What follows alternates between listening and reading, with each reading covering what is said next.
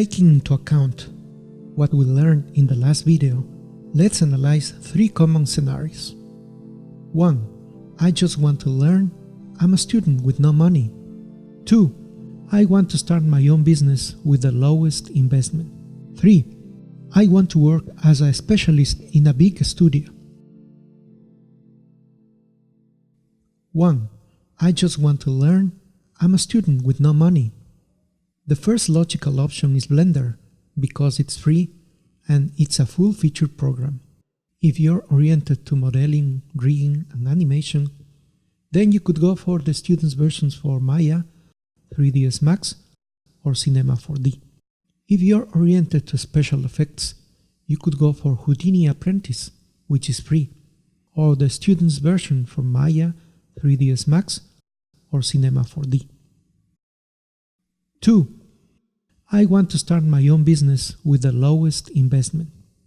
The first logical option is still Blender, because it's free and it's a full-featured program.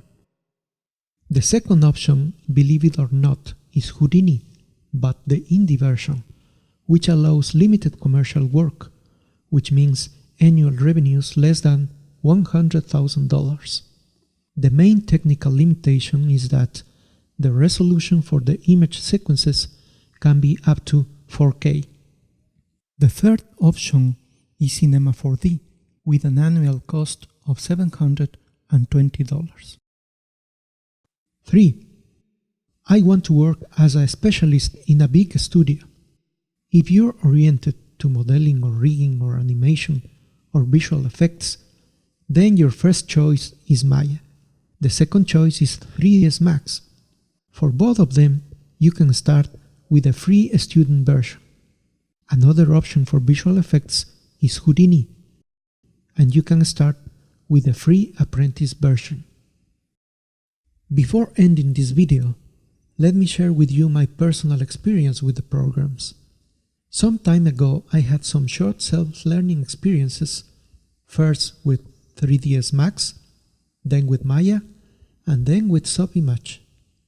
For me, personal opinion, Subimage was a very good application, but then Autodesk killed it. So, my options were Blender or Houdini Apprentice. I had, and still have, some preference for visual effects, so I picked Houdini Apprentice and I started the learning process. And I liked the program. So last year I decided to buy the Houdini Indie version for $269 per year. But the initial learning process was very slow. That's why I decided to make this quick start video series to facilitate the learning process to those who are interested in learning and understanding this software. That's all for now. Thanks for watching this video and I'll see you soon in the next one.